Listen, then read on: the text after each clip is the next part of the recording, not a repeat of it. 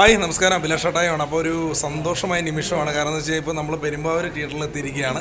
അപ്പോൾ അങ്കിളും കുട്ടികളും എന്ന സിനിമ ഇപ്പോൾ ഒരു വിജയത്തിലേക്ക് കടന്നിരിക്കുകയാണ്. അതിൻ്റെ പ്രവർത്തകർ ഇവിടെയുണ്ട്, നമ്മുടെ സംവിധായകനുണ്ട്, നായകനുണ്ട്, പിന്നെ പെരേരയുണ്ട്, നമ്മുടെ അഖിലുണ്ട്, DK, പിന്നെ അതുപോലെ തന്നെ നമ്മുടെ പ്രൊഡ്യൂസറുണ്ട് അല്ലേ, അതെ നമ്മുടെ പ്രിയപ്പെട്ട സുഹൃത്തുണ്ട്.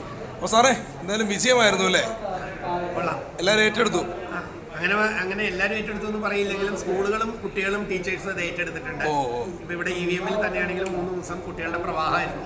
നമുക്ക് നിയന്ത്രിക്കാൻ പറ്റാത്തവണ്ണം പിന്നെ സ്കൂളുകളെ നമ്മൾ ബ്ലോക്ക് ചെയ്ത് നിർത്തിയേക്കാണ്. ഓരോ ദിവസം ഷെഡ്യൂൾ ചെയ്ത് കൊടുത്തിരിക്കുകയാണ്. എന്തായാലും സാറ് പാട്ട് കേട്ടിരുന്നു, രണ്ടൊരു പാട്ട് കേട്ടിരുന്നു, പാട്ടല്ലേ, രണ്ടൊരു പാട്ടല്ലേ? ഇതില് റിച്ചുകുട്ടൻ പാടിയ ഘടികാരം നാലടിച്ചു അത്യാവശ്യം യൂട്യൂബില്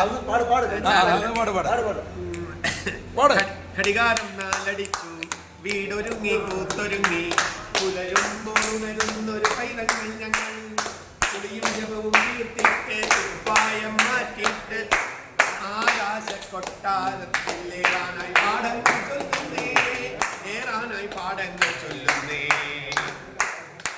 എന്തായാലും നല്ലൊരു പാട്ട് കേട്ടോ, പയ്യൻ പാടിയിരിക്കുന്ന നല്ലൊരു പാട്ട്, നല്ല രസമായിട്ടുണ്ട്.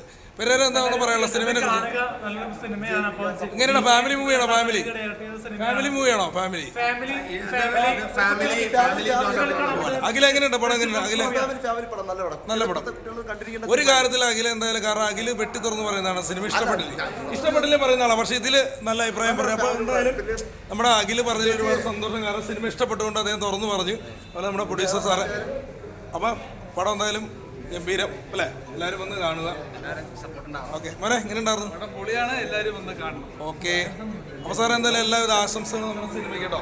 എല്ലാവിധ ആശംസകളും അങ്കിളും കുട്ടികൾക്കും. ഞാൻ ഇതിൽ പ്രത്യേകിച്ച് ഒരു കാര്യം പറയേണ്ടത്, ഇദ്ദേഹത്തോട് ഞാൻ യൂട്യൂബിൽ ആക്റ്റീവേ അല്ല. ആക്ച്വലി എനിക്ക് ഫോണിന്റെ എല്ലാവിധ വശങ്ങളും അറിയില്ല.